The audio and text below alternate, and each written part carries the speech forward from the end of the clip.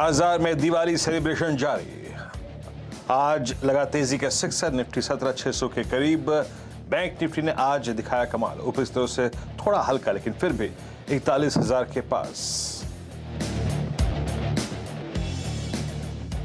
अच्छे नतीजों के बाद आज एक्सिस बैंक में भी धमाकेदार तेजी, 6% उछलकर बना वायदे का टॉप गेनर। दूसरी तिमाही में मुनाफा 70% बढ़ा। 26 तिमाहियों के शिखर पर आए net interest margins. Morgan Stanley ने भी दिया 1150 का लक्ष्य। दूसरी तिमाही में करीब 39% बढ़ा बजाज फिनसर्व का मुनाफा। रेवेन्यू में करीब 15% ज्यादा की तेजी। वहीं अनुमान से अच्छे रहे एचडीएफसी लाइफ के results. Value of new business margins करीब 2% बढ़कर 28% के पार निकले। अब रिलायंस, एचयूएल समेत निफ्टी की 5 कंपनियों का बाजार को इंतजार। और कल आएंगे बैंकिंग दिग्गज आईसीआईसीआई बैंक और कोटक के नतीजे। 33% बढ़ सकता है आईसीआईसीआई बैंक का मुनाफा। 20% की लोन ग्रोथ संभव। वहीं 15% कोटक के मुनाफे में बढ़त का अनुमान।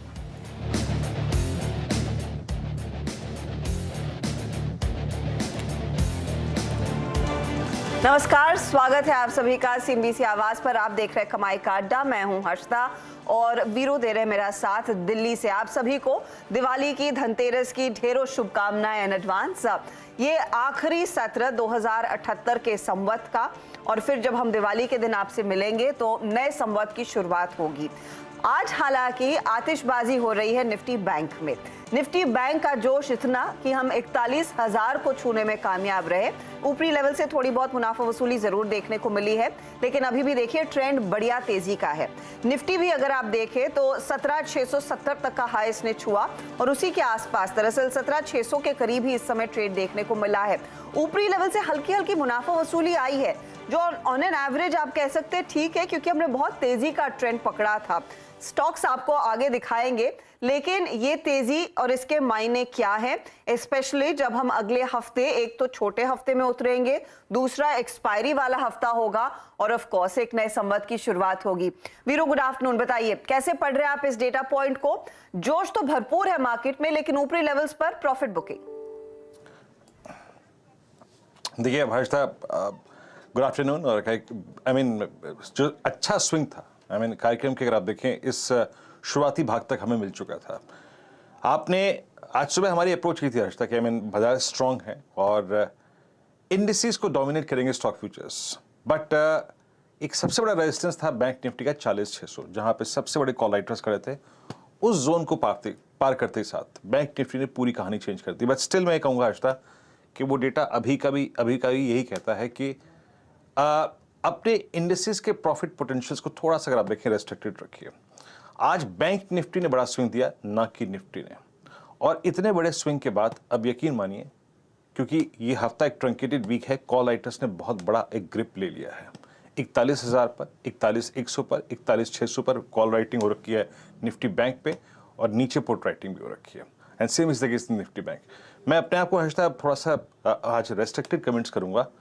बेस्ट ऑफ द डे आप देख चुके हैं, इसीलिए अब कोई पोजीशन कैरी करने के लिए, मंडे के लिए, मोहरे ट्रेडिंग के लिए मौका नहीं बनता।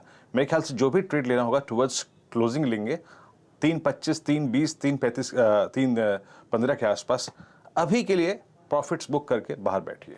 आपने एक important cluster on Nifty bank देख लिया है, आपने एक important cluster on Nifty already देख लिया है। सो अभी के लिए इंडेक्स को छोड़ते हैं, क्लोजिंग के वक्त कोई ट्रेड लेना होगा तो लेंगे, क्योंकि ऑलरेडी हम एक वाइल्ड स्विंग हर्षदा देख चुके हैं। हर्षदा, एक बहुत तगड़ी तेजी दरअसल देखने को मिली, और वाइल्ड स्विंग में दरअसल सबसे आगे हैं आपके बैंकिंग काउंटर्स। यहीं पर तगड़ा बुल रन देखने को मिला है।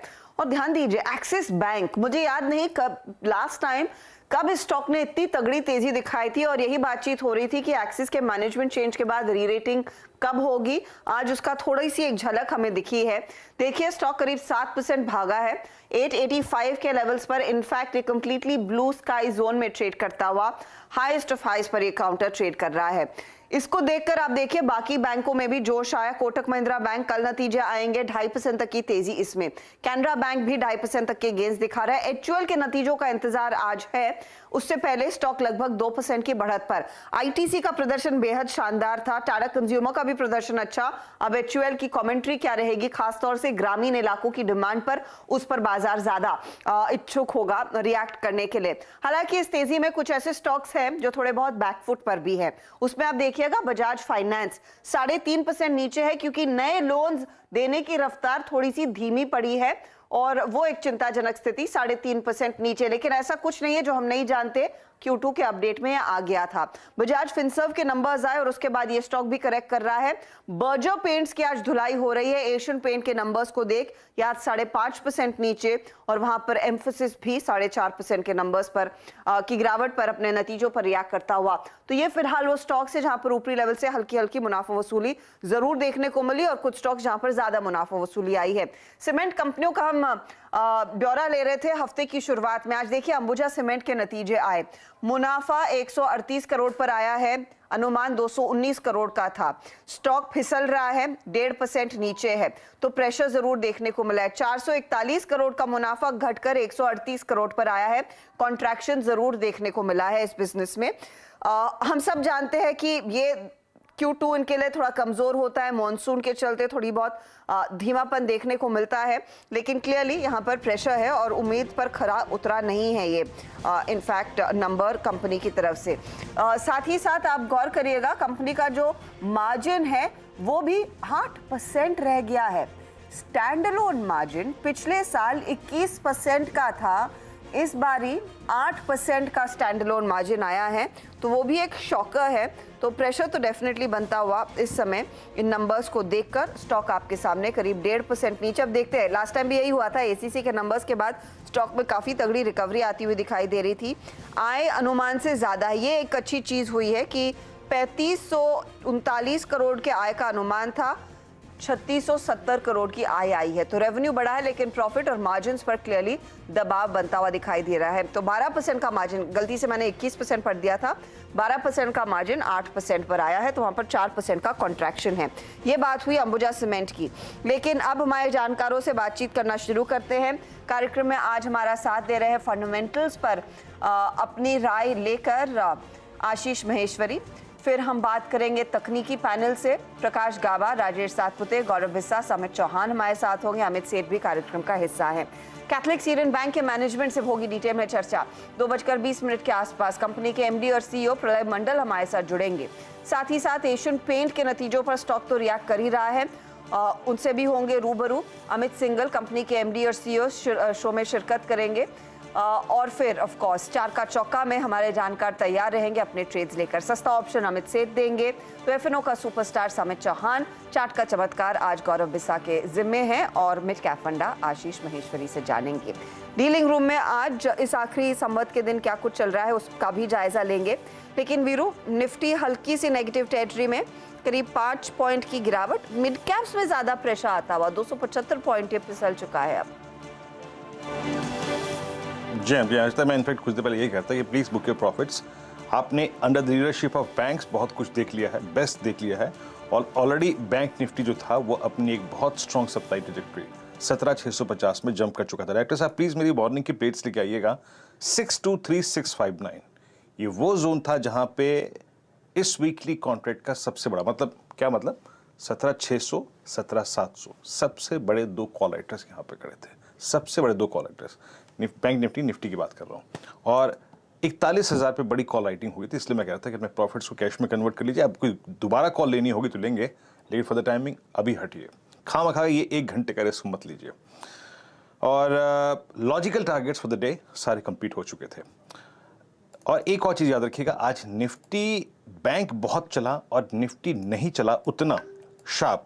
इसके पीछे बड़ा एक कारण था कि सुपर स्विंग था एक्सिस बैंक में, और एक रिलायंस इंडस्ट्रीज थोड़ा सा, आज अगर आप देखें प्रायर टू इट्स नंबर्स थोड़ा सा बैकफुट पे आया, तो उसने एक डिफरेंशियल क्रिएट कर दिया।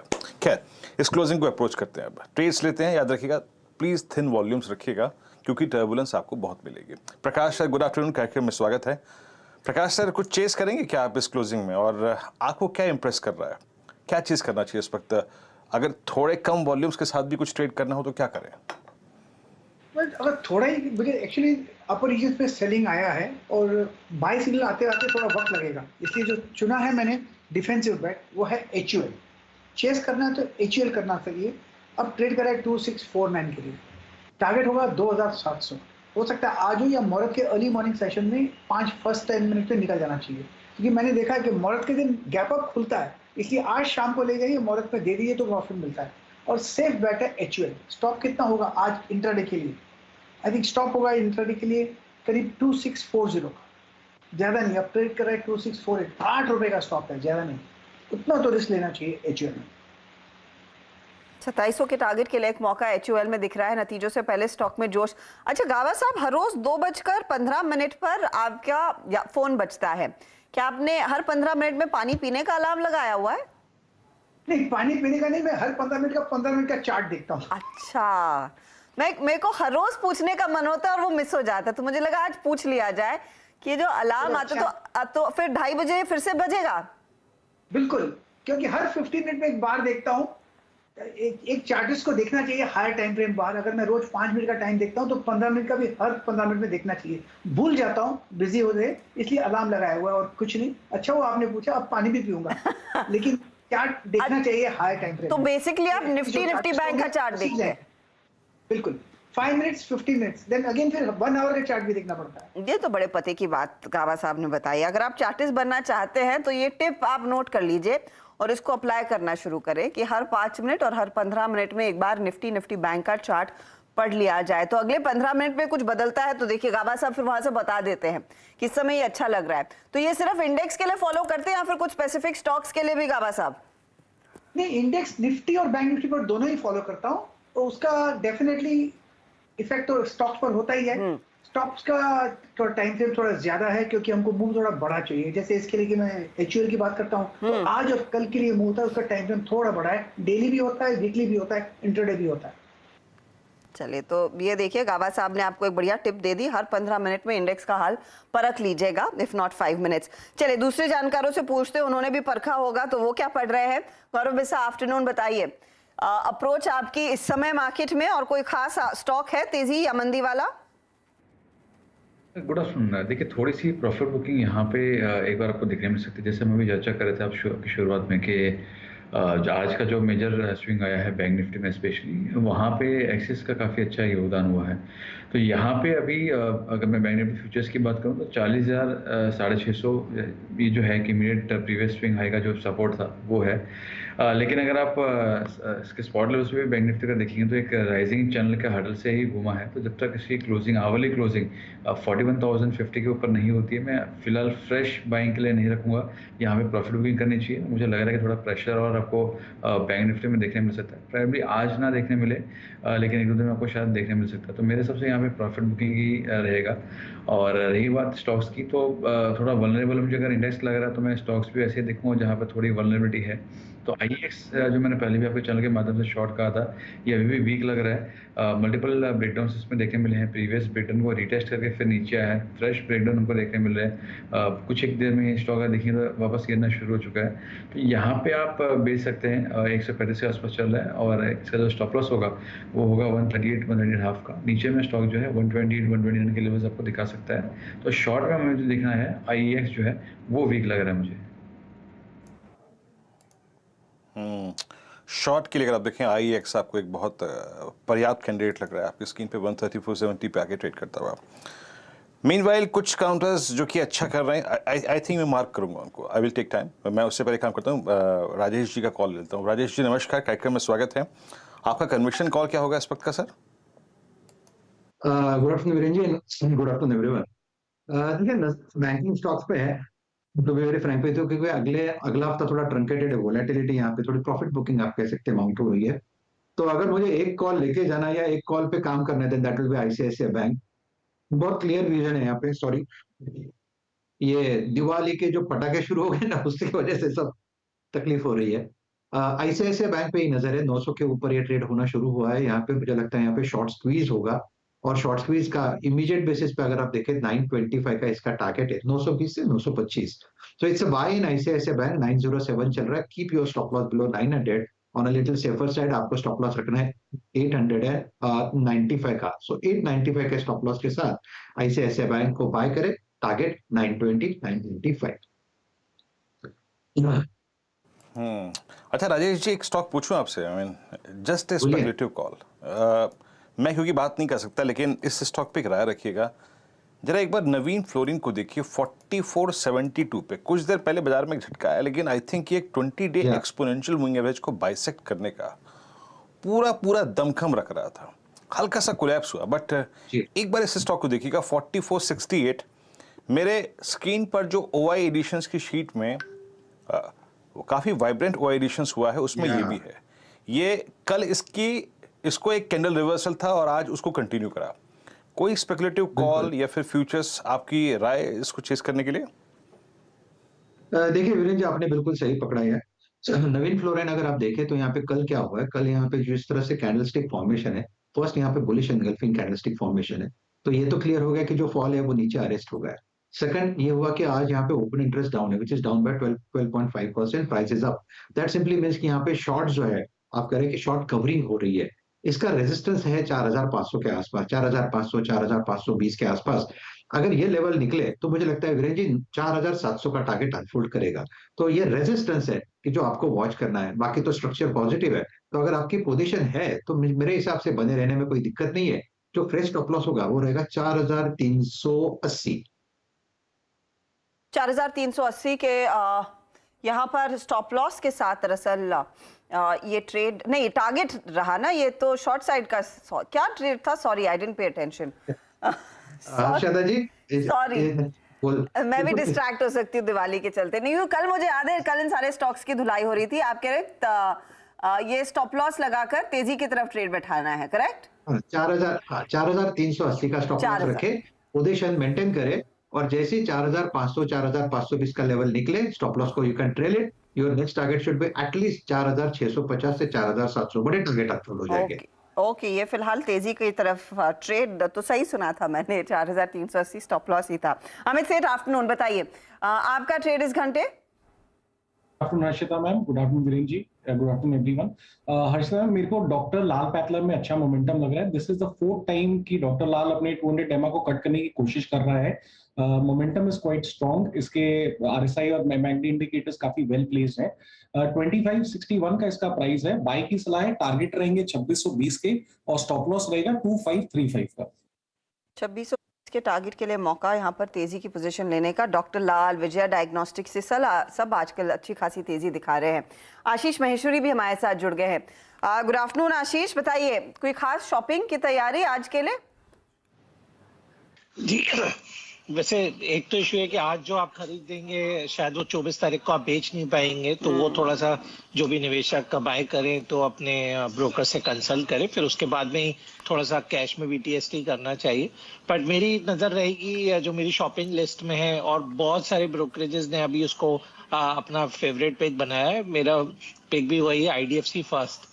और एक रीजन ये भी है बाय करने का इसको, क्योंकि कल काफी बेहतरीन नतीजे उनसे आने की उम्मीद है। कल जब उनके क्वार्टरली नतीजे आएंगे, क्योंकि हमने मार्च से जून क्वार्टर में भी बहुत सिग्निफिकेंट इम्प्रूवमेंट उनकी वर्किंग में देखा था। और मेरा मानना है इस साल बिल्कुल वो ट्रैक पे हैं, 2000 करोड़ से ज्यादा का मुनाफा बैंक रिपोर्ट करने के। तो अभी थोड़ा सा जो कि बाजारों में वोलेटिलिटी बनी हुई है, तो थोड़ा सा आपको सेफ बेट पे ध्यान रखना चाहिए, और जहाँ पे कुछ इवेंट्स हो, तो जैसा हमने एक्सिस बैंक में मोमेंटम देखा उस टाइप का हो सकता है कि कल आपको IDFC फर्स्ट बैंक भी नतीजों के बाद सरप्राइज करे।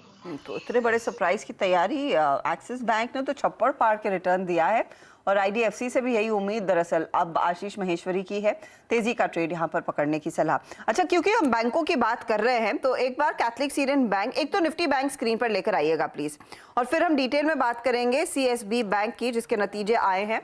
और एक चीज आपने देखी होगी कि मुनाफा करीब करीब यहाँ पर 2% बढ़ा है, हालांकि बैंक की ब्याज से कमाई 17% का उछाल दिखाने में कामयाब रही है।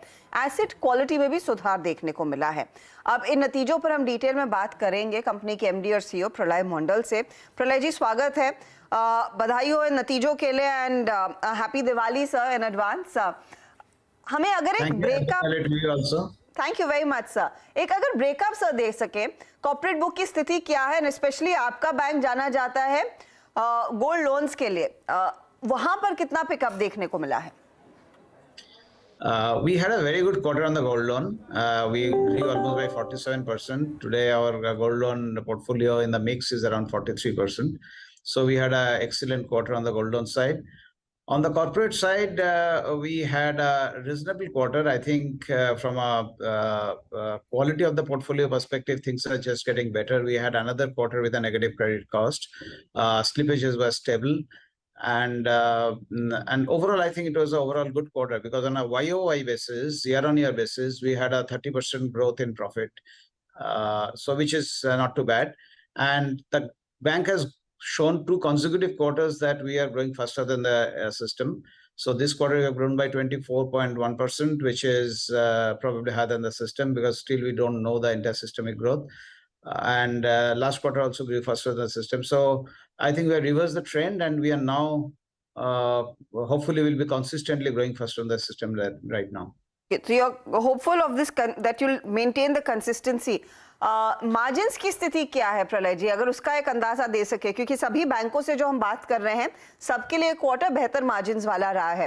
How is it been for you और कितना और इम्प्रूवमेंट देखने को मिल सकता है मार्जिन्स में? This quarter our margin was 5.6%, which was significantly higher than last year and was even better than last quarter. But eventually marginal there will be a rationalization in margin over a period of time as the cost of funds starts going up with the deposit cost increasing for the system. So eventually, we don't know 3 quarters, 4 quarters how long it takes, but eventually it will normalize. So our longer term view is margins, we would like to keep it somewhere between 5 to 5.5%, maybe closer to 5. But we will focus more on growth because as I said before, I don't want to compromise growth for margins. And ultimately, net interest income is a multiplication of margins and a balance sheet size. So we'll focus on balance sheet growth. Okay, तो वही pleasure मैं पूछना चाहूँगा जो हर्षिता का जो प्रश्न था, अगर ग्रोथ हासिल करनी है तो मैं पूछना चाहूँगा कि एक second half of this fiscal आप कितनी क्रेडिट ग्रोथ देख रहे हैं और वो किस मार्जिन ट्रेजेक्ट्री में आ सकती है? First of all the growth outlook and likely to be the margin trajectory with that growth, sir. Pralay sir. We are bullish on growth because I think demand is coming back in the system. The main thing is, of course, is growth in the liability franchise because finally funding of the growth also has to happen. So we are building a lot of focus on the liability growth of the bank. But we are confident that we'll be able to beat the system in terms of credit growth in the bank. On the margins, as I said before, that yields, you cannot pass on everything in your cost of funds to the customers eventually. So we are going through that process where things are getting marginalized, where cost of deposits or cost of funds will continue to go up and yields will normalize. And hence, gradually margins will come closer to somewhere between 5 to 5.5%. But I'm okay with 5% also, provided we are able to beat the system in terms of credit growth. And that's what we are focused clearly on execution. And if you do the execution right, and more importantly, we are not looking quarter to quarter. We are looking at slightly longer term. And if we build a compounding growth story and build a machinery to build that through retail, wholesale, and more importantly, the gold loan business is doing extremely well for us. We are adding 100 more branches this year. So all of this together, I think we have a good growth story ahead of us. Sir exactly आपकी Kasa deposits की range क्या है इस वक्त और Kasa outlook क्या है sir आपका for the full year? We grew CASA by around 15-16% this quarter. Deposit growth was less than 10%. So overall, our deposit growth was 10. CASA ratio is around 34.27% this quarter. But what will happen is that even if you grow CASA much faster than the deposits, but if the balance sheet growth is significantly higher, like last year, our credit growth was 9 to 10%. Now already we are seeing a 24% growth. So typically the funding CASA takes time to build. So to that extent, we think that the CASA ratio is not the right parameter at this point of time to judge the bank. It will come in the long run. And obviously in the long run, we will have a, kind of a target above 40% as well CASA ratio in the next 3, 4, 5 years. But at this point of time, CASA ratio is not the most important thing. Growth will happen, and if growth happens, some of the funding has to happen through deposits as well. So but CASA growth will be faster than the deposits. But the actual impact of CASA growth on the CASA ratio will be lower. So effectively, CASA growth will be higher, but ratio will come down slightly. प्रलय मंडल, बहुत बहुत शुक्रिया हमारे लिए समय निकालने के लिए. Wish you all the very best in the coming quarters. ये बात हुई कैथलिक सीरियन बैंक के मैनेजमेंट कह रहे हैं कि ग्रोथ पर ही फोकस रहेगा, मार्जिन पर इतना नहीं, लेकिन थोड़ा बहुत मार्जिन 5% के आसपास संभल जाने की पूरे आसार बनते दिखाई दे रहे हैं. इधर भी वही हुआ है, ऊपरी लेवल से स्टॉक थोड़ा सा करेक्ट करता हुआ दिखाई दिया है. महेश्वरी साहब ने तो क्लियर कट कह दिया है कि आईडीएफसी फर्स्ट बैंक ही खरीदेंगे वो, क्योंकि वहां पर भरोसा है तेजी का. गौरव बिस्सा, अगर आपने बैंकों में कोई पोजीशन लेनी हो, कंसिडरिंग आज जिस तरह की रफ्तार दिखाई है, चाहे वो कोटक हो या फिर आपका एक्सिस हो, और आईसीआईसीआई बैंक तो टॉप परफॉर्मर रहा ही है, आप किसके फेवर में हैं? देखिए, as a matter of fact हमने एक्सिस में आज प्रॉफिट बुक करा था, 2 दिन से हम कैरी कर रहे थे. और यहाँ पे अगर देखा जाए तो जैसे अभी चर्चा होती है आईसीआईसीआई बैंक, तो वो एक प्रिफर्ड बेट रहेगा. नतीजे हैं, थोड़ा रिस्क उसमें हो सकता है, बट जो स्ट्रक्चर वाइज अगर देखा जाए प्राइवेट बैंकिंग स्पेस में, तो आईसीआईसीआई बैंक जो है वो प्रिफर्ड स्पेस रहेगा at this point in time. Axis का स्ट्रक्चर खराब है ऐसा मैं नहीं कहूँगा, लेकिन गैप है, अगर थोड़ी प्रॉफिट बुकिंग आती है तो रिस्क वो थोड़ा स्क्यूड हो सकता है. तो प्राइवेट सेक्टर नेम्स में मुझे लगता है आईसीआईसीआई बैंक जो है यहाँ पे फोरफ्रंट पे रहेगा.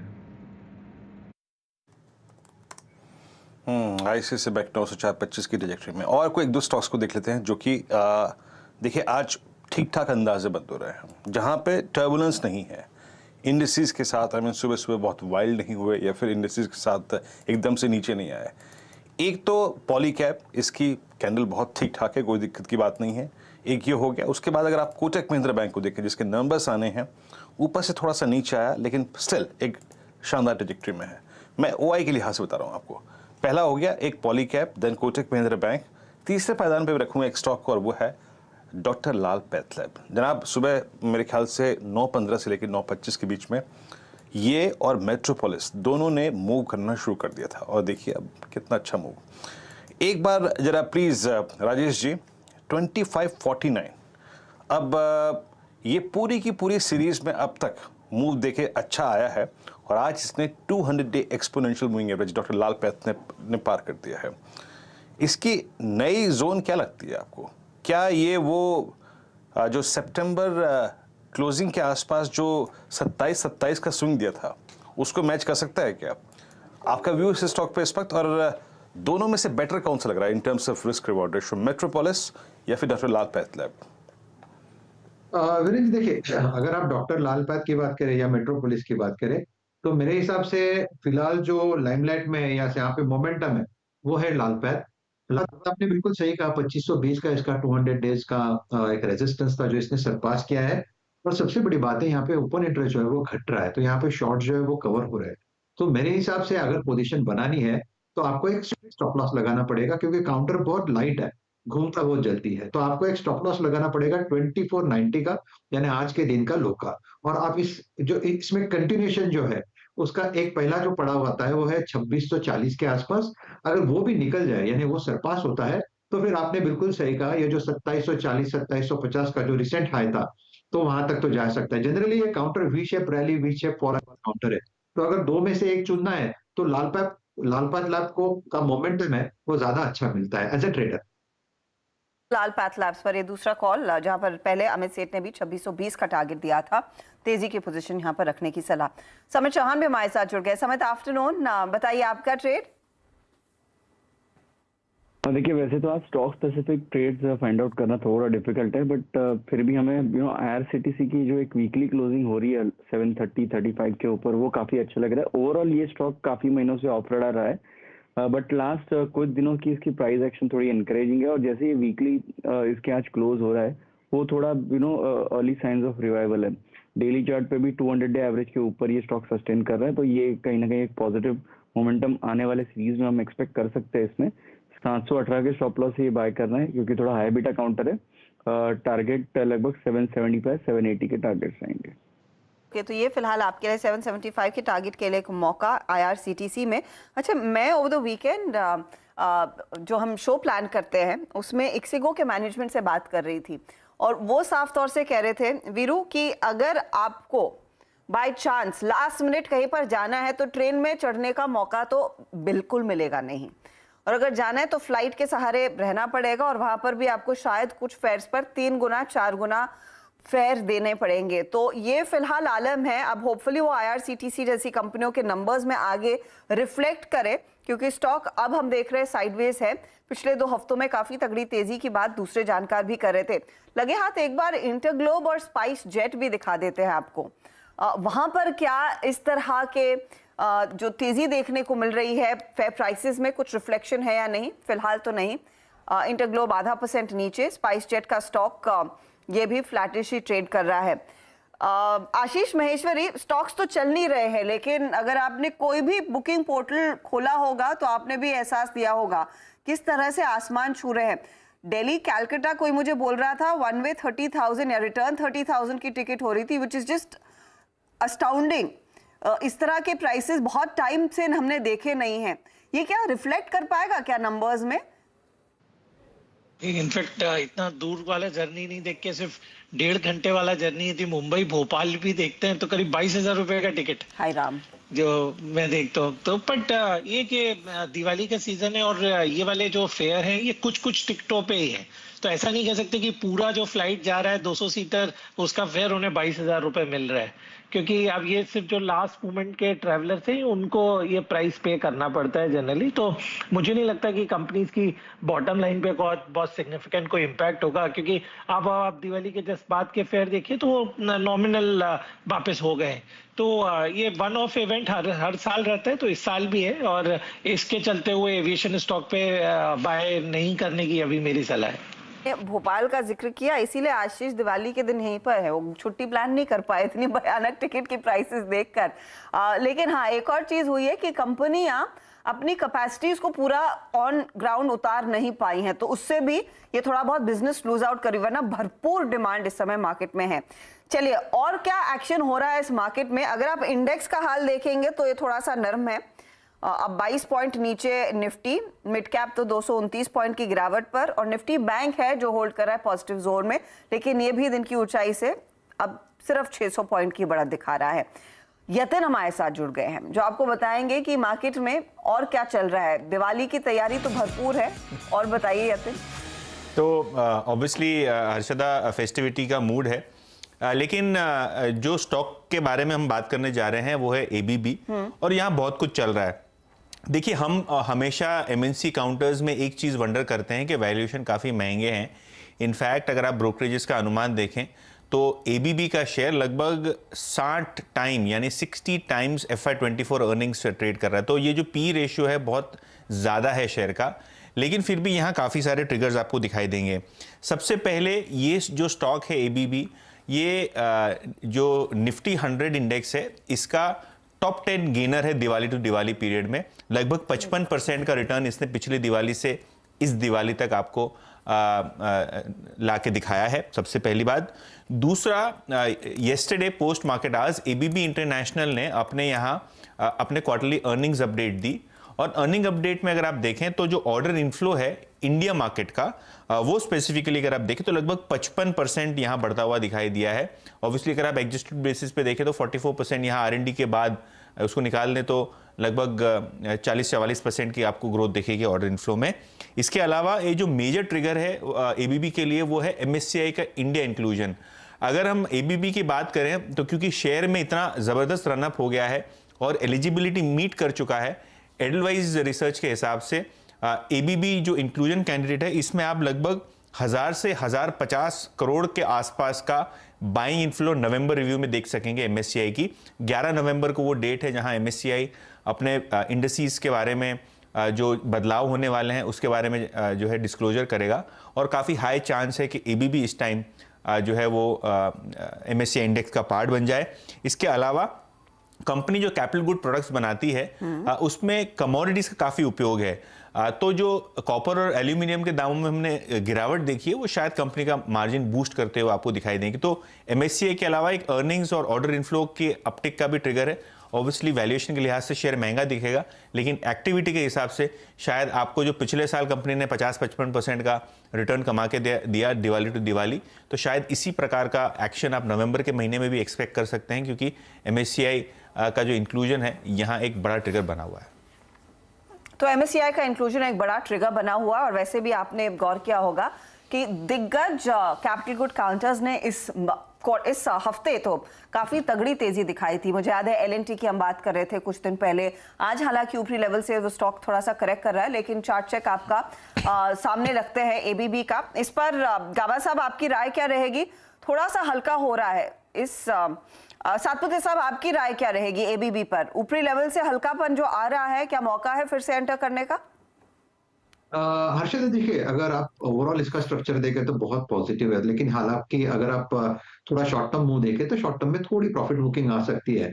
वो profit booking I think that will be treated as a buying opportunity. तो बाइंग करनी है तो फिर आप इसे 100 DMA के आसपास करें। मुझे लगता है 50 DMA वायलेट होगा और थोड़ा और करेक्शन होगा 2900 तक। तो 2850 से लेके 2900 ये रेंज होगी जहां पे ABB बाइंग करने के लिए ठीक रहेगा। तो 2850 के आसपास खरीदारी की जाए। अब पूरा कैपिटल गुड स्पेस रखे। इस समय मार्केट को जो नीचे खींच रहा है उसमें L&T में मैंने नोटिस किया है अब लगभग 1% की गिरावट पिछले 10 मिनटों में देखने को मिल रही है। 1889 तक के levels. HDFC bank, doctor Reddy's, ये कुछ स्टॉक्स है जो दरअसल भार बढ़ा रहे हैं, मुनाफा वसूली इनमें बढ़ती हुई। Ashish Maheshwari, in capital good players में आपका कितना एक्सपोजर है? जी बिल्कुल, इस सेक्टर में ओवरऑल कहीं कोई समस्या एज सच नजर नहीं आती और सेक्टर काफी प्रॉमिसिंग है, क्योंकि जो अल्टीमेटली एंड यूजर इंडस्ट्रीज हैं जो इनके प्रोडक्ट्स खरीदती हैं वहां पर सभी तरफ एक्सपेंशन देखने को मिल रहा है, चाहे वो प्राइवेट सेक्टर हो या PSU सेक्टर हो, और एक्सपोर्ट की डिमांड तो बनी हुई है। तो जैसे ABB में एक करेक्शन है या सीमेंस में आज थोड़ा सा करेक्शन देखने को मिल रहा है, तो मेरा मानना है यहाँ पे ब्लू चिप कंपनीज की तरफ ध्यान रखना चाहिए। और एट द सेम टाइम पहले वीरू बात कर रहे थे पॉलीकैब की, मेरा मानना है कि पॉलीकैब की बड़ी री रेटिंग होने वाली है, क्योंकि इस बार ये उनका पहला साल रहेगा जहां 1000 करोड़ से ऊपर का वो प्रॉफिट पॉलीकैब क्रॉस करने वाला है, क्योंकि जो वर्स था वो ऑलरेडी फैक्टर इन हो चुका है और इस स्टॉक को अभी DI और FI दोनों चेज कर रहे हैं इस स्टॉक को। और जो वायर एंड केबल में 25% उनका मार्केट शेयर है, तो एक सेफ प्ले इसलिए नजर आता है क्योंकि आप इंडस्ट्रियल और रिटेल दोनों को सेगमेंट में आप केटर कर रहे हैं, तो इसलिए मेरा नंबर 1 पिक तो यहाँ पे पॉलीकैब है और उसके बाद ABB सीमेंस दोनों। सीमेंस दोनों है पिक्स, लेकिन जो नंबर 1 पिक है वो पॉलीकैब है। और पॉलीकैब का हमने नतीजा देखा था, बहुत ही शानदार, बहुत ही बढ़िया परफॉर्मेंस। स्टॉक अभी भी हाइस पर है, 2% की गेंस दिखा रहा है। JNA एक्सेल के नंबर्स आए इस बीच, वहां पर भी इंप्रूवमेंट ही देखने को मिली है बिजनेस में, तो वो भी आप स्टॉक ध्यान में रखिएगा जब आप ट्रेड के लिए उतर रहे हैं। चलिए अब बारी है चार का चौका की। मैं जानकर आपको एक एक करके बताएंगे कि किन किन ट्रेड्स पर आपने करना है फोकस। शुरुआत करते हैं सस्ता ऑप्शन के साथ। अमित सेठ, बताइए। मुझे गुजरात गैस काफी अच्छा लग रहा है। गुजरात गैस एक फॉलिंग ट्रेंड लाइन से ब्रेक कर रहा है, सारे शॉर्ट टर्म मूविंग एवरेजेस के ऊपर ट्रेड कर रहा है। इसमें एक पुल बैक है, फ्यूचर्स में देखें तो शॉर्ट कवरिंग हो रही है और 500 की कॉल जिसमें अच्छी लिक्विडिटी है वहां भी अनवाइंडिंग हो रही है, तो स्टॉक में मोमेंटम है। 500 की कॉल में अनवाइंडिंग हो रही है, तो 500 की कॉल गुजरात गैस की लेने की सलाह है। करंटली प्राइस है ₹7.50 का। स्टॉप लॉस रखूंगा मैं ₹4 का और मेरे टारगेट्स रहेंगे ₹13 के। 13 का टारगेट गुजरात गैस है वो ट्रेड जिस पर फोकस करना है। इसकी 500 की कॉल लेकर चले। स्टॉक में एक अच्छी खासी तेजी आज के सत्र में बनती दिखाई दे रही है। ₹7 पर है ये और 13 का टारगेट रहेगा, यानी कि डबल होने के पूरे आसार बन रहे हैं। यह है वो ट्रेड जो आप कैरी करेंगे अगले हफ्ते के लिए। अब लेते हैं F&O का सुपरस्टार ट्रेड। समित, बताइए क्या आइडेंटिफाई किया? देखिए यहाँ पे SBI लाइफ के साथ जाना चाहेंगे। स्टॉक में लास्ट 3-4 दिनों से एक अच्छी रिकवरी 200 एवरेज से आई है। आज हम अच्छा बिल्टअप ये स्टॉक में देख रहे हैं और इम्पोर्टेंटली जो उसका 20-डे एवरेज है वो first time in last month ये स्टॉक एक मंथ में ये स्टॉक सरपास कर रहा है, तो ये कहीं ना कहीं एक पॉजिटिविटी इंडिकेट कर रहा है। थोड़ा हालांकि आज इंट्राडे हाई के लेवल से ये थोड़ा नीचे आया, बट अभी भी हमें लगता है कि ये इसके इंपॉर्टेंट सपोर्ट होल्ड करेगा। सो 1208 के स्टॉप लॉस से बाय करने की सलाह होगी। 1270 का इसमें टारगेट रहेगा। फिलहाल SBI लाइफ जहां पर एक अच्छा खासा मोमेंटम आज के दिन जरूर बनता दिखाई दे रहा है। इधर भी तेजी की पोजीशन लेकर चले 1237 के आसपास दरअसल देखिएगा फ्यूचर्स ट्रेड कर रहे हैं। समित को पूरा कन्विक्शन है कि ये एक आउट परफॉर्मिंग ट्रेड साबित होगा। चार्ट का चमत्कार की बारी, गौरव बिस्सा बताइए। मैं जो स्टॉक सुझाऊंगा वो है KEI इंडस्ट्रीज। तो यहाँ पे अगर आप देखेंगे तो वीकली चार्ट अगर आप देखते हैं तो काफ़ी इंटरेस्टिंग इसमें सेटअप आपको देखने मिलेगा। हायर टॉप हायर बॉटम बना रहा है स्टॉक हायर टाइम फ्रेम्स में, तो आप ट्रेंड में ही है। दूसरा अगर आप देखें तो राइजिंग ट्रेंड लाइन का जो है सपोर्ट ही ले रहा है 2020 के लो से। अगर आप बनाते हैं पोस्ट कोविड के जो स्विंग लो बना था उसके बाद से अगर आप ज्वाइन करते हैं ट्रेंड लाइन तो ये काफ़ी अच्छा एक इंटरेस्टिंग पैटर्न बन रहा है जो आपको 1420 1425 के करीब में सपोर्ट दिखा रहा है।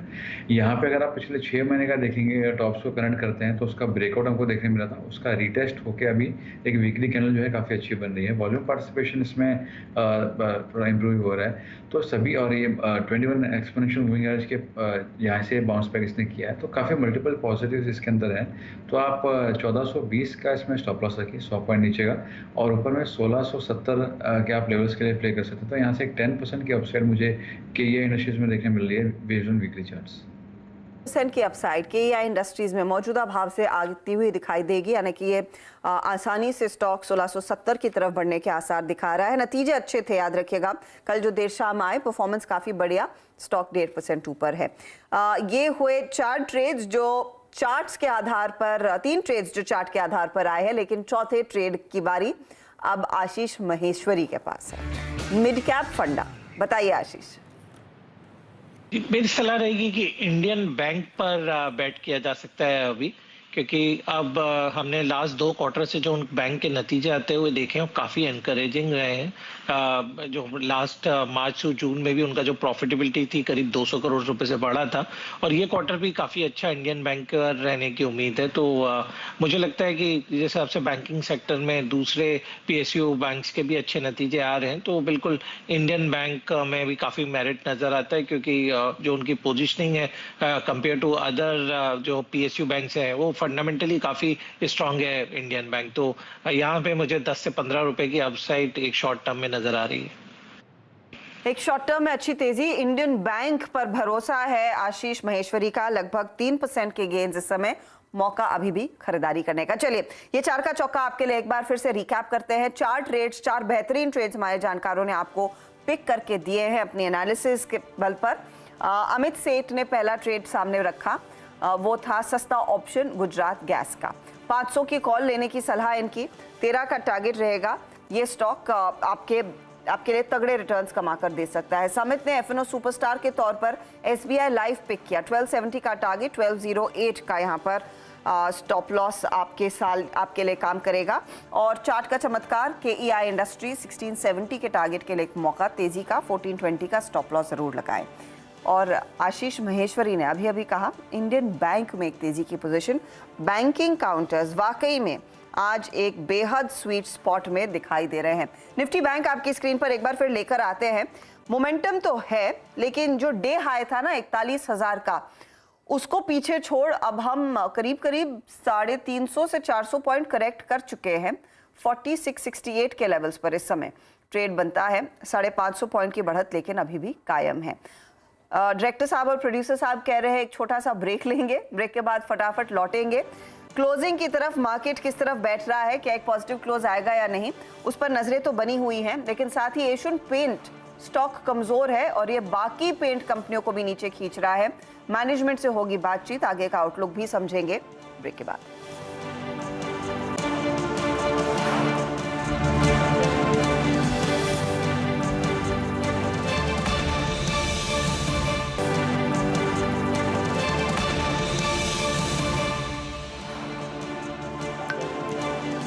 ब्रेक के बाद फिर से आपका स्वागत है कमाई का अड्डा में। इस बीच इंडस्ट्रीज अगर आप देखें रिट्रेस हो गए, जैसे कि हम बात कर रहे थे कि प्रॉफिट्स को कैश में कन्वर्ट करिए और फिर जो कॉल लेनी होगी 3-10 के आसपास लेंगे, क्योंकि इंडस्ट्रीज को गैस करना as per the option stats नामुमकिन है इस वक्त। आपने 17,700-650 के जोन को ऑलमोस्ट छू लिया था और उधर 41,000। इतना बड़ा स्विंग कॉल राइटर्स को एक वीकेंड से पहले इन्वाइट करता है। खैर अब एक काम करते हैं, थोड़ा अर्निंग्स से बात करते हैं। और जब मैं अर्निंग्स का जिक्र कर रहा हूं तो एशियन पेंट्स का जरा प्लीज़ एक बार चार्ज से आइएगा। जैसे कि आपको सबको ही मालूम है कि इस बार थोड़ी अर्निंग्स जो है वो कमज़ोर रही और मुनाफे में करीब 29% की गिरावट दर्ज की गई। रेवेन्यू में भी अगर आप देखें कुछ डेंट पड़ा और रेवेन्यू में अगर आप देखें करीब 1.7% की गिरावट देखी गई है। इन नंबर से बातचीत करने के लिए सेकेंड हाफ के लिए क्या आउटलुक है, बातचीत करने के लिए इन सभी मुद्दों पे हमारे साथ कंपनी के MD and CEO Shri Amit Singhle साहब मौजूद हैं। सर नमस्कार, कार्यक्रम में स्वागत है आपका। सर ये क्वार्टर बड़ा चैलेंजिंग रहा है। आई मीन एक ऐसी ड्यूरेशन थी इस क्वार्टर की अगर आप देखें जिसमें क्रूड प्राइसेस सब्सटेंशियली हाई थे, देन मानसून प्लस अगर आप देखें डिमांड, हर फ्रंट पे ये क्वार्टर चैलेंजिंग रहा आपके लिए। मैं समझता हूँ कि ओवरऑल अगर हम ओवरऑल सिचुएशन देखें तो क्वार्टर का number has been quite good. अगर हम देखें 10% का वॉल्यूम ग्रोथ है जो कि डबल डिजिट ग्रोथ आया है। ओवरऑल जो सेल्स ग्रोथ है वो 20% से ज्यादा है। और अगर हम ओवरऑल पीबीटी ग्रोथ देखें वो भी 23% का है, पैट ग्रोथ 23% का है। आई थिंक इन सर्कमस्टांसेस में this is a very very strong performance in terms of what we see. अगर आप कंपेयर करें ऑन CAGR बेसिस 3 साल पहले जो नॉर्मल ईयर था कोविड से पहले का, उसमें भी अगर देखें तो definitely high double digit growths volume और वैल्यू में दिखने को आ रहे हैं, जो कि कंसिस्टेंसी दिखा रहा है ओवरऑल हमारी परफॉर्मेंस की over the years and over the quarters to that extent.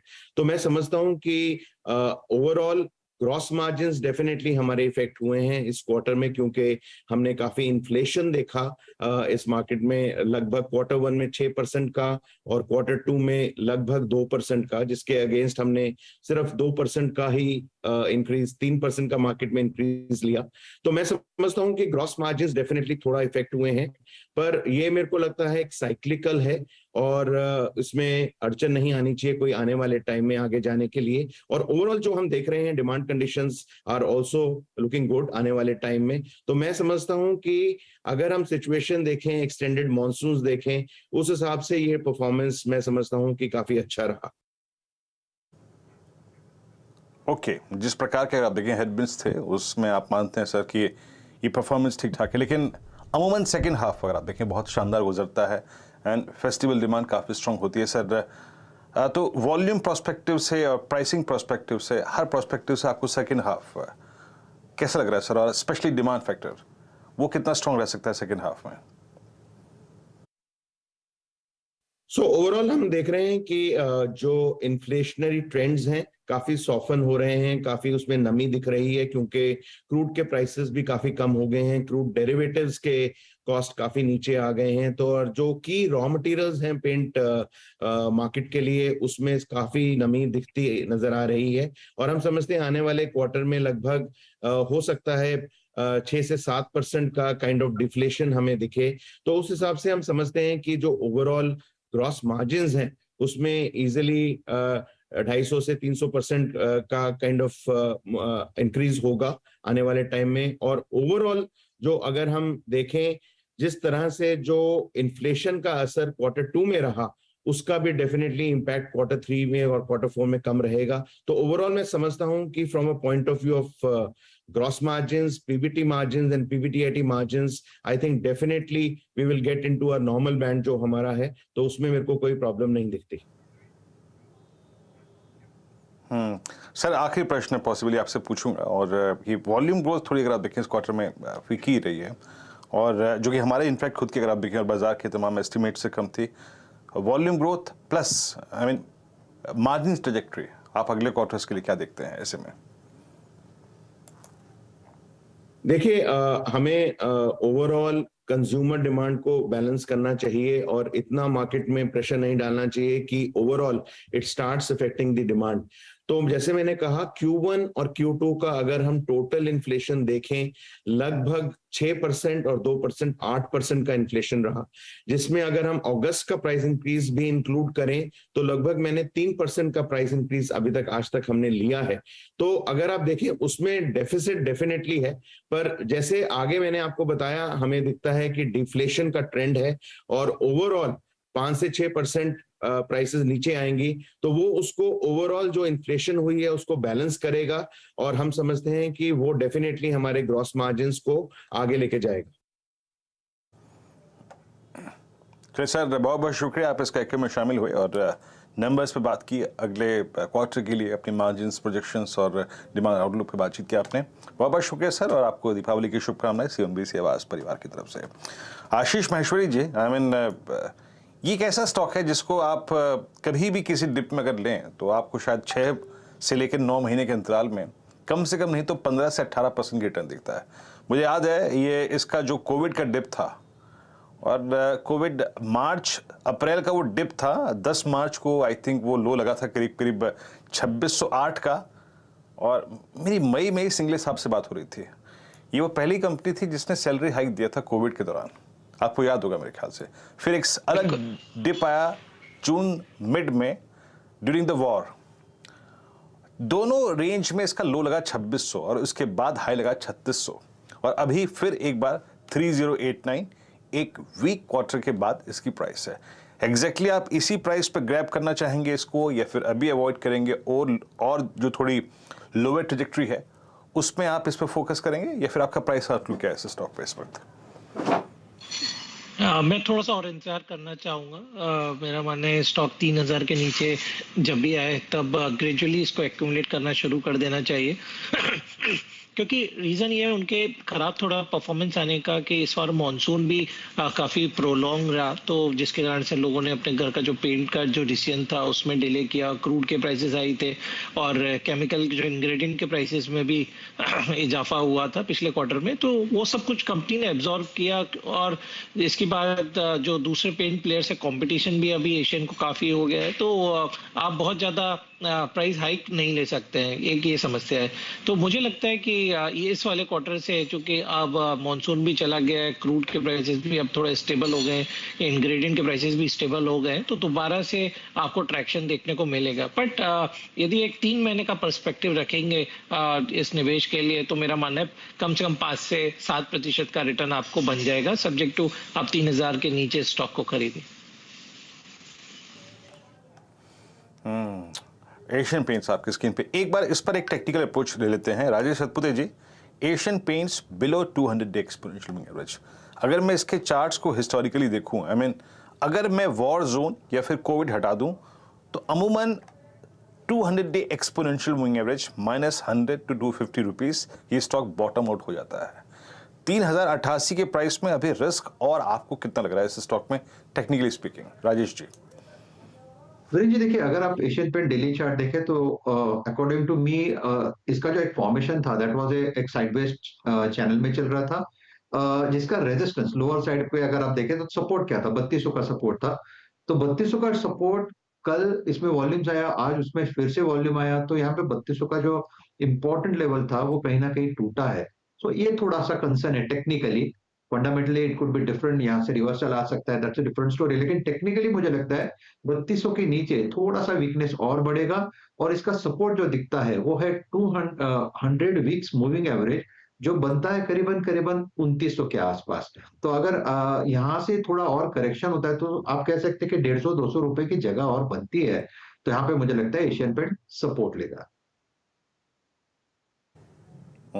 चलिए, अब एशियन पेंट्स को अगर आप देखिए यहाँ से हटाते हैं, पोस्ट नंबर से रिएक्शन काफ़ी खराब है, स्टॉक टेलो की ट्रैजेक्टरी मार्केट ट्रेड कर रहा है। एक स्टॉक और लेके आई डायरेक्टर साहब, हैप्पीएस्ट माइंड।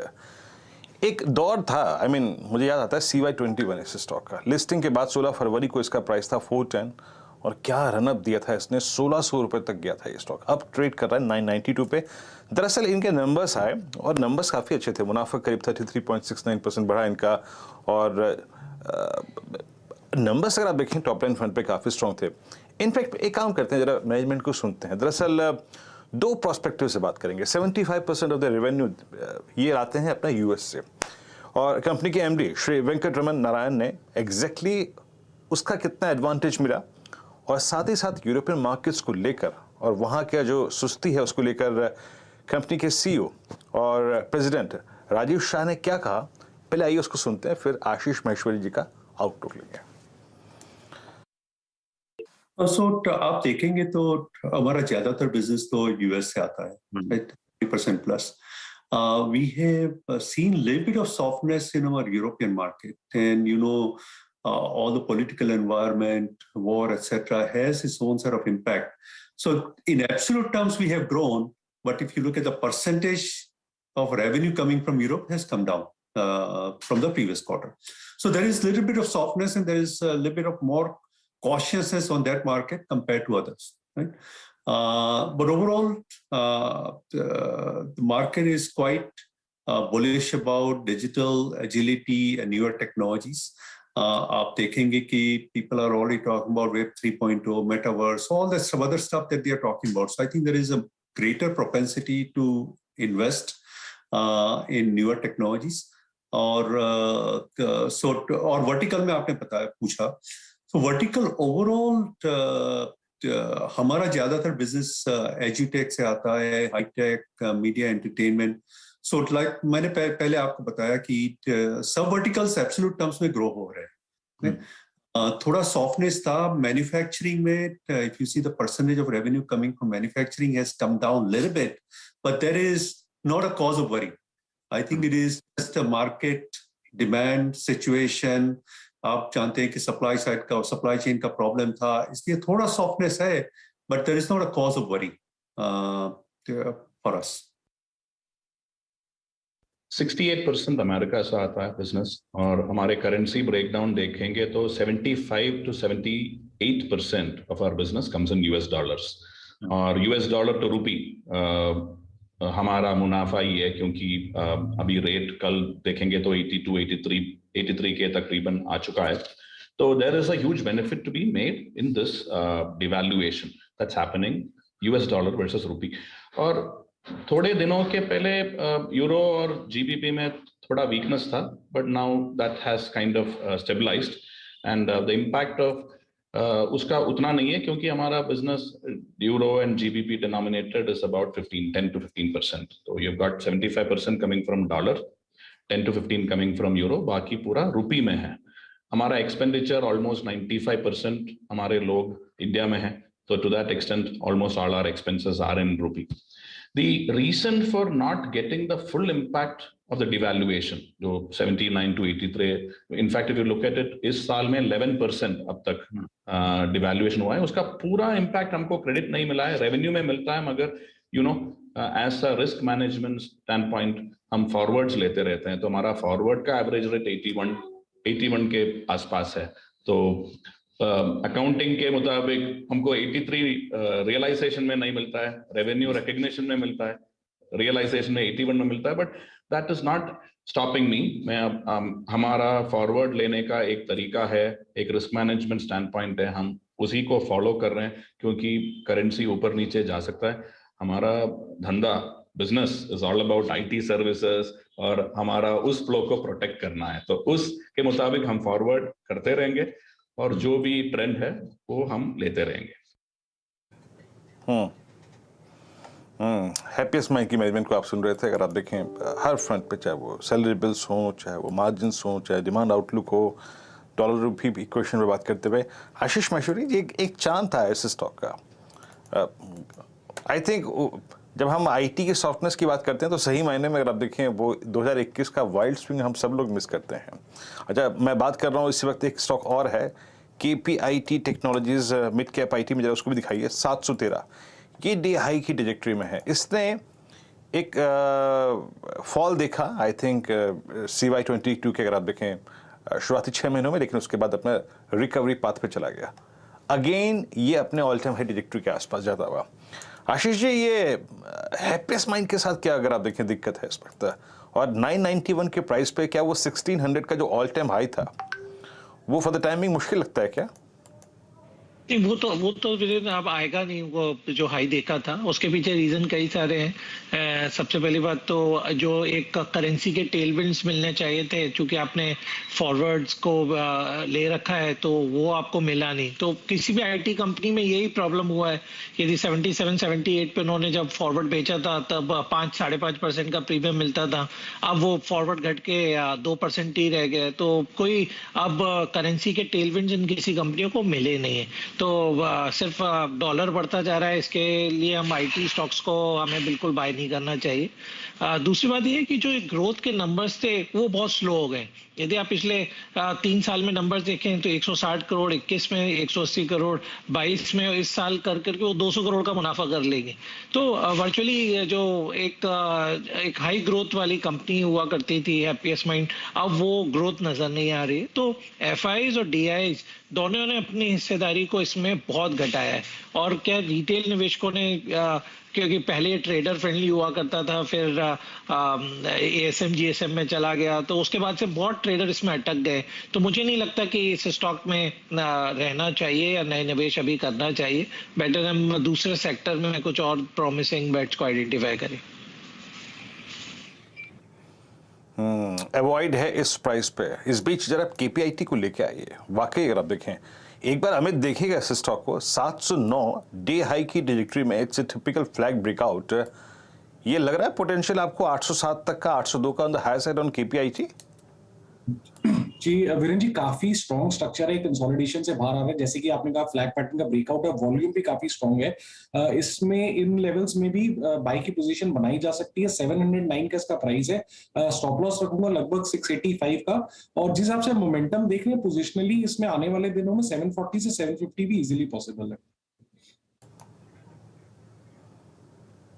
केपीआईटी स्क्रीन आपकी स्क्रीन, केपीआईटी टेक्नोलॉजीज आपकी स्क्रीन पे 709 भी इसके स्तर पर ट्रेड करता हुआ। एक दो स्टॉक और लेके आइए आपकी स्क्रीन पर, जो कि अच्छा, एक बार एक काम करिए, इंडेक्सेस लेके आइए। इंडेक्सेस सही मायने में बताऊं तो मैं पिछले 1 घंटे से मैं देख भी नहीं रहा हूं, क्योंकि अनटचेबल है। कोई अगर आप देखें, आई थिंक व्यू नहीं था मेरा इंडेक्सेस पे, अनटचेबल है। 573 और निफ्टी बैंक अगर आप देखें हायर लेवल से। अब जब एक बार भाव कॉपी आ जाएगी, डेटा देख लेंगे, पुट राइटर्स कहाँ आए कहाँ नहीं आए, उसके बाद ही अगर आप देखें कोई व्यू बनेगा। डायरेक्टर साहब एक काम कीजिएगा, वो जो 2 बजे का मैंने ऑप्शन डेटा आपको जो दिया था उसको तैयार रखिएगा, एक बार उसको रीड करने की कोशिश करेंगे। Then we will take a call on Nifty और निफ्टी बैंक। फ्यूचर्स नहीं, ऑप्शंस के बारे में बात करेंगे, याद रखिएगा। थोड़ी देर में तैयार रखिएगा। उससे पहले जरा 1-2 स्टॉक्स लेके आइए जो कि अब वाकई अगर आप देखें एक अच्छी ट्रेजेक्टरी में बंद होने के लिए जा रहे हैं। समित एक बार एचयूएल को देखिएगा 2661। आई मीन अभी ऑल दो फ्लैग का ब्रेकआउट नहीं आया, बट इट सीम्स लाइक ये लग रहा है, संभावना लग रही है कि लेटर और सूनर ये पूरी की पूरी प्राइस पैटर्न जिसको आपको रीड करने पड़ेगा from the mid of June, कहीं ना कहीं एक फ्लैग का इंप्रेशन मिल रहा है। क्या नेक्स्ट मंथ की या फिर इसी मंथ की कोई स्ट्राइक की कॉल पकड़ लें अभी भी क्या, या फिर फ्यूचर्स प्लस करना चाहिए इस प्राइस पर भी? समित देखिए, स्ट्रक्चर तो काफी अच्छा है। इनफैक्ट जो रैली हमने जून मंथ में देखी थी, सेकंड हाफ में जुलाई में जो एक्सटेंड हुई थी, उसका पूरा हम एक टाइम वाइज कंसोलिडेशन लास्ट 1.5-2 महीनों से देख रहे हैं। ये पॉजिटिव साइन है, हेल्दी साइन है अगर आप थोड़ा ब्रॉडर व्यू इसके लिए रखें तो। और यस, कमिंग सीरीज में प्रॉब्ली ये जो उसका 2700-2720 के आसपास एक हर्डल बन चुका है, ये सरपास कर सकता है। ऑप्शन के जरिए फिलहाल हम ट्रेड करने की सलाह नहीं देंगे, क्योंकि उतने ज्यादा आपको लिक्विड नहीं मिलेंगे। प्रॉब्ली आपको नेक्स्ट थर्सडे या ट्यूसडे तो थोड़े बहुत आपको लिक्विड मिलेंगे, बट अभी मेरे ख्याल से ऑप्शन के जरिए इसमें ट्रेड नहीं करना चाहिए। अगर कोई फ्यूचर लेता है तो डेफिनेटली यहाँ पे 2600 के नीचे आप स्टिक स्टॉप लॉस रखिए। ये अंडरलाइन का रेट मैं बता रहा हूँ। और प्रॉब्ली एक आध हफ्ते में अगर ये 2700 का लेवल चैलेंज करता है तो इस अटेम्प्ट में ये सरपास होने की पॉसिबिलिटी काफी ज्यादा है। एचयूएल आपकी स्क्रीन पर देखिए, एक एचयूएल और एक लेके आइए आप एचसीएल टेक्नोलॉजीज। देखिए, इस अर्निंग सीजन में किसी भी अगर आईटी स्टॉक में फ्रंट लाइन में स्पेशली अगर एक decisive one way sustainable move आया है तो वो है एचसीएल टेक्नोलॉजीज। मुझे याद है रिजल्ट्स के बाद इसने पहले 50 डेमा पार किया, फिर नहीं पहले 100 डेमा पार किया, और उसी दिन क्या गजब तरीके से इसने अगर आप देखें 200 डेमा को अप्रोच किया था।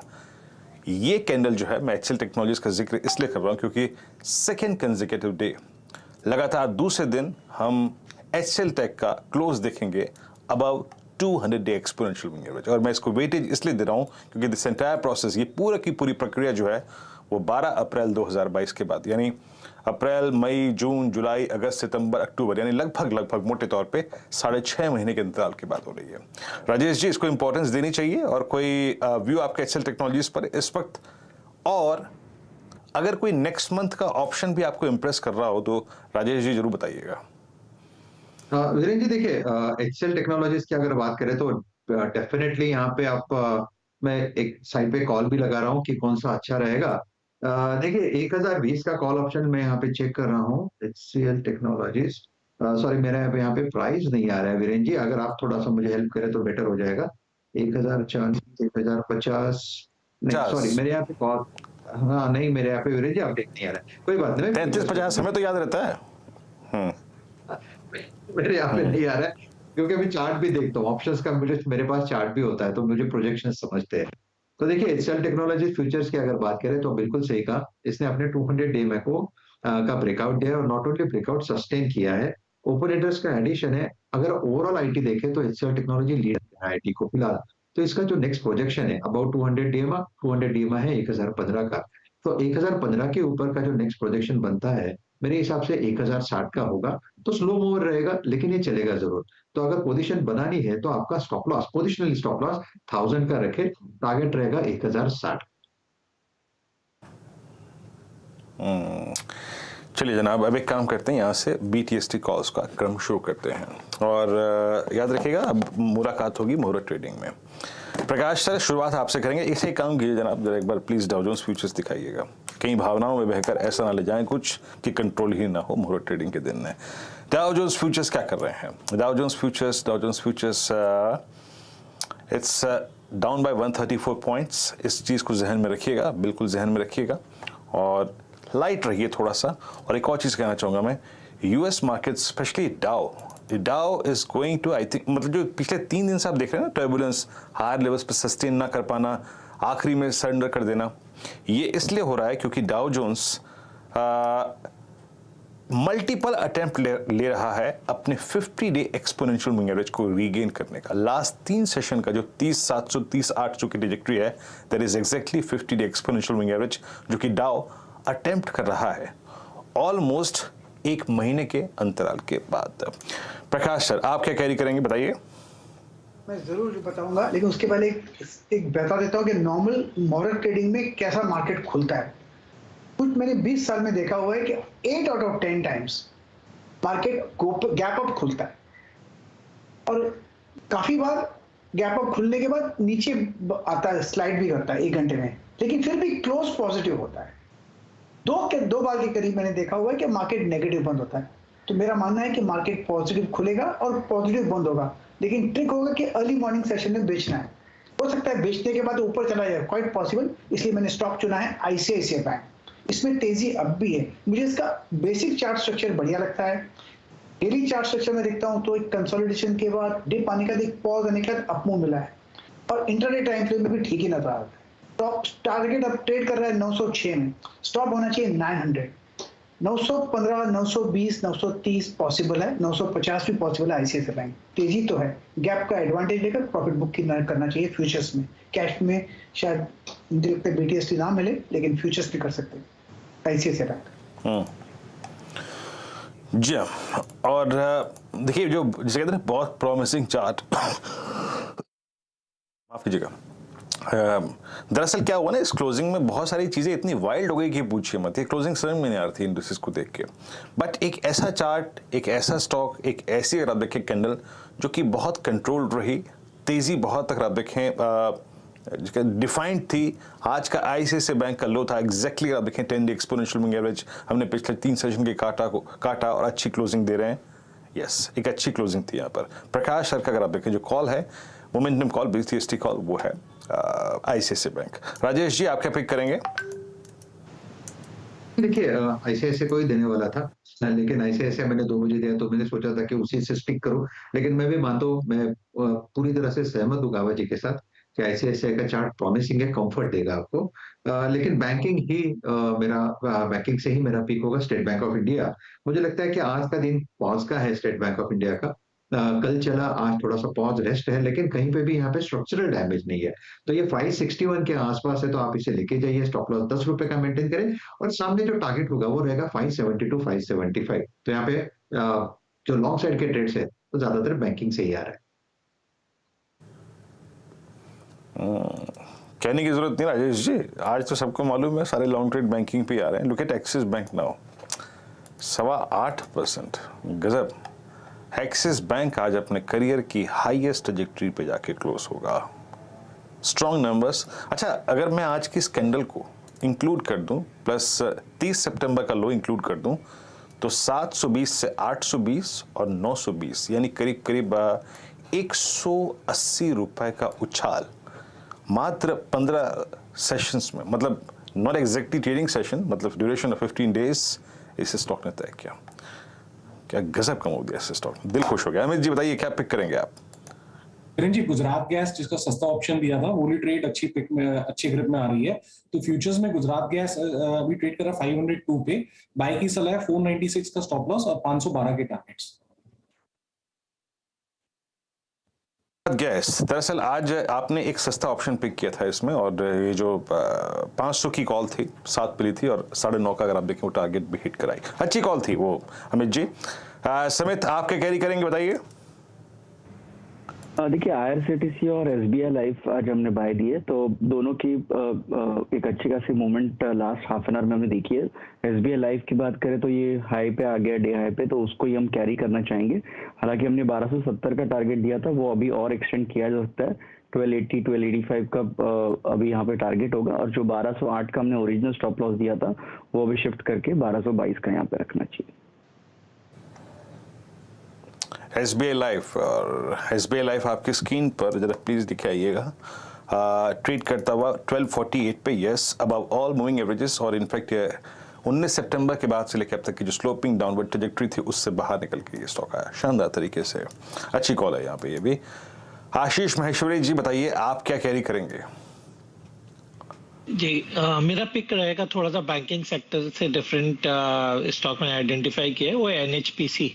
ये 42 रुपए के आसपास बाय करना चाहिए। और अगेन 10 नवंबर को कंपनी के नतीजे हैं, और यदि हम मार्च से जून में ही कंपनी के नतीजों पे नजर डालें तो प्रॉफिट जस्ट डबल हो गया। 500 करोड़ से 1000 करोड़ का प्रॉफिट NHPC ने लास्ट क्वार्टर में रिपोर्ट किया, और ये क्वार्टर भी काफी बेहतरीन क्वार्टर रहने वाला है। तो जरूर भी 1-2 दिन के पर्सपेक्टिव से तो नहीं था एक कॉल, बट 10 नवंबर तक यदि होल्ड कर पाएंगे तो मुझे लगता है कि काफी बेहतरीन रिटर्न देगा। स्टॉक को बिल्कुल मिस ना करें पावर सेक्टर में। NHPC अगर आप देखिए तो यहाँ पर आपको अच्छा लगता हुआ, और करीब करीब 4190 पर बड़ी स्ट्रॉन्ग कैंडल। अच्छा, NHPC में नज़र नहीं गई, और अगर NHPC का 4195 पे क्लोज आता है तो याद रखिएगा ये NHPC के करियर का हाईएस्ट क्लोज एवर होगा। इसकी लिस्टिंग हुई थी याद रखिएगा सितंबर 2009 में, और उसके बाद से जब से जनाब इसकी लिस्टिंग हुई ये डाउन ट्रेंड में चला गया। लगभग आप समझ लीजिएगा कि 7-8 साल डाउन ट्रेंड में रहा। इसका एक लो लगा करीब करीब 16 रुपए का। गोल्डन एरा जो होता है ना वो शुरू हुआ इसका अक्टूबर 2020 में, उसके बाद से 20, 30, 40, 42 and now it's all time high for NHPC। आशीष महेश्वरी जी बहुत दिनों बाद मैंने इस स्टॉक को देखा है, अब यकीन मानिए भुला दिया गया था स्टॉक 42 की ट्रैजेक्टरी में। अच्छा आशीष जी एक बात पूछूं, क्या चीज आपको बहुत इंप्रेस कर रही है NHPC में इस वक्त? थोड़ा बताइए एग्जैक्टली, जानना चाहूंगा। जी, सबसे पहली बात तो दूसरे पावर स्टॉक्स में हमने FIs की तरफ से बिकवाली देखी। एकमात्र ऐसा क्वालिटी स्टॉक है जहां पर हर क्वार्टर में FIs अपनी हिस्सेदारी इस स्टॉक में बढ़ा रहे हैं, तो सबसे बड़ा कंफर्टिंग फैक्टर मुझे वो देता है। दूसरी बात ये कि जो उनके जो पावर प्रोजेक्ट्स लाइव होने वाले थे वो लास्ट ईयर में काफ़ी सारे प्रोजेक्ट्स उनके ग्रिड पे लाइव हुए हैं, तो जिसके कारण से जो नंबर्स है मेरा मानना है काफ़ी प्रॉमिसिंग नंबर्स आएंगे। और इस साल मेरा जो मुनाफे का एस्टिमेट है करीब 4,500 करोड़ का मुनाफा कम से कम NHPC रिपोर्ट कर सकता है। तो बिल्कुल एक गेम चेंजर ईयर की और टाइम की शुरुआत NHPC में हो गई है, और इसलिए मेरी रडार पे काफी समय से, और आज आपसे बात करने का मौका मिला तो मैंने शेयर किया। NHPC all time high close NHPC का। अच्छा गौरव बिस्सा जी आपका कॉल क्या होगा बताइए? मेरा जो है वो थोड़ा अलग है कि यहाँ पे काफ़ी डाउनटर्न में ही रहा है, वो है पीरामल एंटरप्राइज। यहाँ पे आप ओवरऑल स्ट्रक्चर का देखेंगे तो काफ़ी वीक रहा है। 2-3 दिनों से अगर आप देखेंगे तो यहाँ पे थोड़ी स्टेबिलिटी आई है, फॉलो बाइंग नजर आ रही है। आवली चार्ट्स पे एक अच्छा सेटअप देखने मिल रहा है एचई मूव के अंदर। तो यहाँ पे 835 के स्टॉप लॉस से इसको आप बाय कर सकते हैं। ऊपर में 885 890 तक के लेवल्स आपको देखने मिल सकते हैं। This is 846 पर आप देखें, it's a buy call from Gaurav sir, और थोड़ा हट की कॉल थी। मीनवाइल जरा मैं एक बार एक स्टॉक देख रहा था आईसीआईसीआई बैंक का, ये फिर अगर आप देखें स्विंग देखें डे हाई की ट्रैजेक्टरी में आ गया है और शानदार मूव यहाँ पे 907 का। और एक डाबर लेके आइएगा स्क्रीन पे प्लीज। डाबर क्या कर रहा है, डाबर के ऑप्शंस मेरे स्क्रीन पे अगर आप देखें डे हाई पे अपीयर होते हुए, डाबर इज अबाउ 10 डे। लेकिन 10 डे से भी ज़्यादा महत्वपूर्ण बात यह है कि अपने पिछले माफ कीजिएगा 10 अक्टूबर से लेकर अब तक एक प्राइस चैनल थी, और ये प्राइस चैनल क्रिएट हुई थी 200 डिमा के नीचे, उस जोन को काटा है। थोड़ा सा अगर आप देखें पॉजिटिव है। चलिए अब एक विषय को बदलते हैं, और दीपावली के शुभ मौके पर जो ब्रोकरेज रिपोर्ट्स होती हैं और ब्रोकरेज कॉल्स होती हैं, जो धमाकेदार कॉल्स होती हैं, वो कौन कौन सी हैं, किन किन स्टॉक्स पे ब्रोकरेज कॉल्स की अगर आप देखें लॉन्ग कॉल्स हैं दीपावली के शुभ मौके पे, आइए यतिन से जानते हैं एक बार, फिर उन पर थोड़ा सा डिस्कशन करने की कोशिश करेंगे। आइए पहले एग्जैक्टली यतिन से जानते हैं आज की ब्रोकरेजेस की टॉप कॉल्स। हर दिवाली की तरह ब्रोकरेजेस अपने क्लाइंट्स को कमाई के मौके कहां हैं वो बताते हैं, और दिवाली के अगर हम पताका शेयर्स की बात करें तो दिग्गज ब्रोकरेज अपने क्लाइंट्स को क्या बता रहे हैं उसका एक समअप मैं आपको दिखाता हूं। शुरू करते हैं प्रभुदास लीलाधर के साथ, और इनको लगता है कि लार्ज कैप हो चाहे स्मॉल कैप हो, बाजार में खूब कमाई के मौके मिलेंगे। भारतीय एयरटेल में उनको लगता है कि 30% के रिटर्न आपको एक साल में देखने को मिलेंगे। उसके अलावा चंबल फर्टिलाइजर और फेडरल बैंक, ये दो मिड कैप ऐसे हैं जहां आपको 30 से 40% का रिटर्न एक्सपेक्ट करना चाहिए। इसके बाद एडलवाइस की बात करते हैं, जहां मिड कैप शेयर में इनकी महारत है, जहां वो रेकमेंड कर रहे हैं Elecon engineering, max health care और एसजीएस एंटरप्राइजेज। यहां इनको लगता है कि 15 से 20% तक के रिटर्न्स आपको शॉर्ट टर्म में मिलने चाहिए। आईसीआईसीआई सिक्योरिटीज की बात करें तो काफी सारे शेयर्स वो डिस्कस कर रहे हैं जो बाय ऑन डिप्स रहेंगे, खास करके हेवेल्स और कोफोज, इन दोनों ही स्टॉक्स में 20 से 30% तक के कमाई के मौके दिखाई देंगे। और अगर हम बात करें लार्ज कैप्स की तो यहां इनकी पसंद की आइशर मोटर्स पे है। आखिर में एक्सिस सिक्योरिटीज की बात करेंगे, जहां IDFC first bank stock multi year high पे है, फिर भी यहां से इनको लगता है कि स्टॉक में लगभग 32% के बढ़िया रिटर्न्स आपको बनते हुए दिखाई देंगे। और एफएमसीजी और क्यूएसआर स्पेस में उनको लगता है कि आईटीसी और वाइसलैब डेवलपमेंट, ये दोनों ही स्टॉक्स में 15 से 20% तक के रिटर्न दिखाई पड़ेंगे। ओके यतिन, बहुत बहुत शुक्रिया। इन तमाम अगर आप देखें ब्रोकरेज हाउसेस की अगर आप देखें जो शानदार कॉल्स है उससे अवगत कराने के लिए। अच्छा एक काम करता हूँ, यहीं आपको लगे हाथ बताता हूँ कि जो इस हफ्ते के खिलाड़ी नंबर 1 के जो विनर्स हैं वो लाइकली टू बी कौन होंगे। देखिए ये गेम शो जो था इस बार ब्रिजेश जी के और अमित सेठ जी के और राजेश शाह के बीच में खेला गया, और अगर आप रिटर्न्स देखें अब तक के, I mean hardly I think 5 minute बाकी हैं। अगर मैं अपनी रिटर्न शीट्स को देखूं तो अमित जी का रिटर्न आ रहा है 17.4%, दैट्स ह्यूज। और इनफैक्ट ये रिटर्न जो है वो ब्रिजेश जी के रिटर्न से लगभग 2.5% ज़्यादा है, दैट्स नाइस। अच्छा एक बार जरा अमित जी के ट्रेड लाइए। Godfrey Phillips, BEL, state bank of India, director साहब दिखा देंगे तो अच्छा होगा। Godfrey Phillips, BEL, state bank of India, city union bank और अल कार्गो लॉजिस्टिक्स, ये अगर आप देखें 5 ट्रेड्स जिन्होंने सबसे स्ट्रॉन्ग स्विंग दिए। लुक एट गॉडफ्रे फिलिप्स 4.5% का, और बीईएल 3.25% का, एसबीआई 3.25% का, सिटी यूनियन में करीब 2% का, और अल कार्गो में करीब 3.25% का। तो इस बार के इस हफ्ते के जो विजेता हैं वो अमित जी हैं। अमित जी इसी कार्यक्रम में आपको बहुत बहुत शुभकामनाएं एक बार फिर से, दीपावली की भी और इस गेम शो को इस हफ्ते और इस बेहतरीन हफ्ते में जब हमने इस दौर की हाईएस्ट ट्रैजेक्टरी एक बार फिर से रीगेन किया। बहुत बहुत मुबारक सर आपको ये गेम खेलने के लिए इस हफ्ते और ये अच्छे रिटर्न्स हासिल करने के लिए। इस हफ्ते के विनर हैं अमित सिंह जी। ओके इस शीट से बाहर निकल के आता हूँ। Let's take top OI gainers. जरा प्लीज डायरेक्टर साहब सुबह की शीट लेके आइए वो। Market breadth in derivatives, long short और साथ ही साथ जो लॉन्ग अनवाइंडिंग और शॉर्ट कवरिंग का आंकड़ा था उसको देखते हैं। देखिए, जब सुबह हमारी आपसे बातचीत हो रही थी लगभग 9:30 के आसपास, जब मैंने अपडेट किया था, एट दैट टाइम करीब करीब 101 एडवांसेस थे, 29 शॉर्ट्स थे, लॉन्ग अनवाइंडिंग मात्र एक स्टॉक में थी। एक बार अब इस वक्त की पिक्चर देखता हूँ। देखिए, थोड़ी खराब तो हुई होगी, यस डेफिनेटली होनी थी। एक इवेंट है, मतलब आप जा रहे हैं, एक वीकेंड पे जा रहे हैं, तो प्रॉफिट्स कैश में कन्वर्ट होंगे ही। लॉन्ग बिल्डअप है axis, Canara bank, MRF, ICICI bank, SBI life में।